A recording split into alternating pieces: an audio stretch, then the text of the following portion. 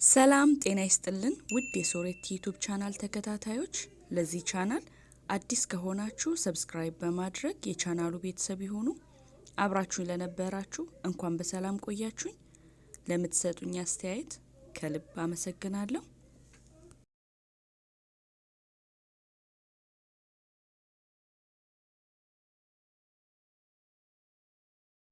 ዛሬ ደግሞ እንደምትመለከቱት ቆንጆና ቀላል የሆነ የአይብ አሰራር ነው የምንመለከተው። እስከ ቪዲዮ ፍጻሜ ድረስ አብራችሁን ትሆኑ ዘንድ በአክብሮት ጠይቃለሁ። አሁን ወደ ስራው።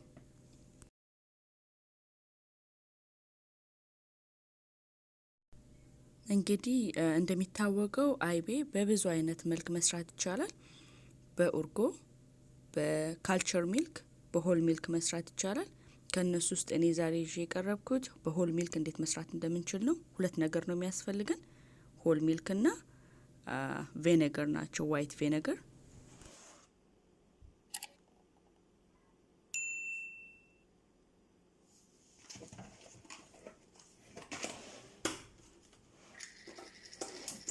እኔ የተጠቀምኩት 1 ጋሎን ወተት ወይም ደግሞ ለ4 ሊትር ሩብ ጉዳይ። ወደ ልስጣችን እንገለብጣለን።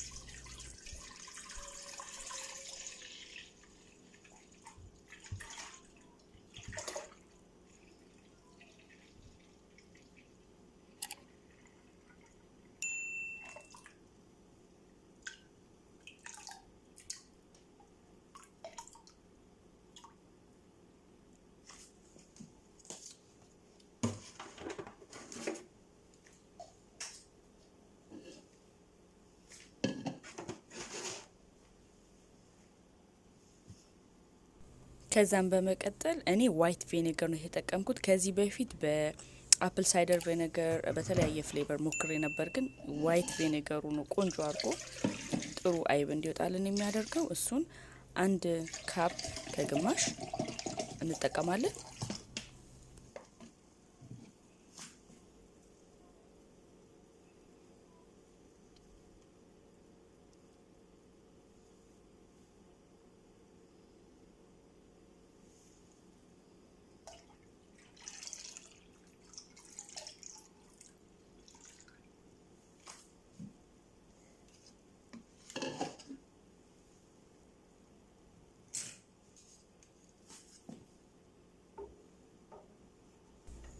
ከዛም በመቀጠል በደንብ አድርገን እናማስለዋለን፣ እናዋህዳለን ማለት ነው ቪኔገሩን እና ወተቱን። እዚህ ጋር ልብ ማለት ያለብን ነገር እስካሁን እሳቱን አላቀጣጠልኩም። በደንብ ካቀላቀልነው በኋላ እሳታችንን እናቀጣጥላለን ማለት ነው።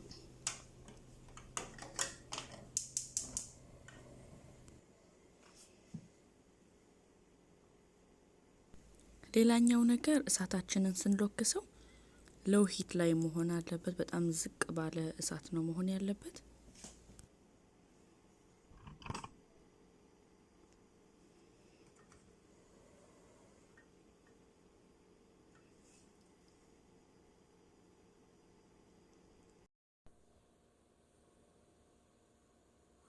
ከአንድ 10-15 ደቂቃ በኋላ ወተታችን እንደዚህ መወፈር ይጀምራል።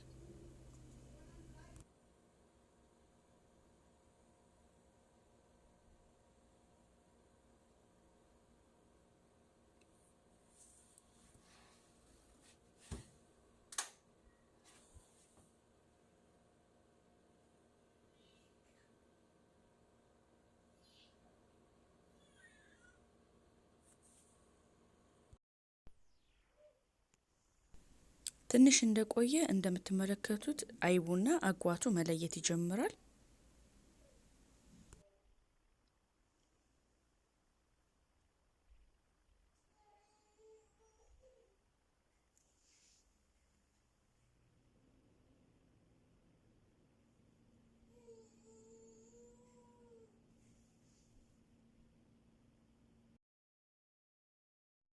እንግዲህ አሁን 1 ቀን አቆይቼው ይሄንን ይመስላል።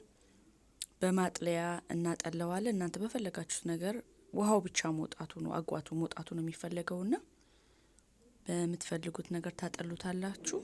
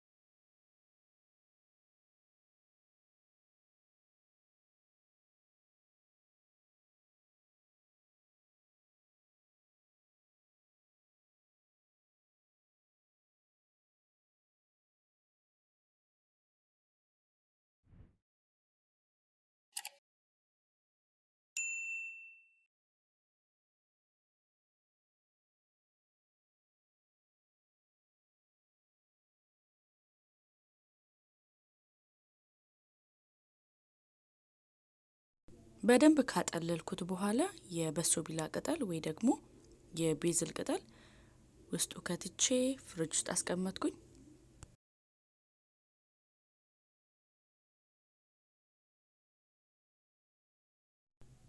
ለዛሬ ይዤላችሁ የቀረብኩት ይህንን ይመስል ነበረ።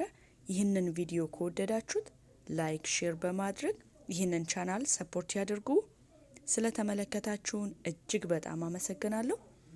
ዳግም በሌላ ቪዲዮ እስከምንገናኝ ድረስ እኔ ከወዲሁ ሰናበታችኋለሁ። ይህ ሶሬት ዩቲዩብ ቻናል ነው።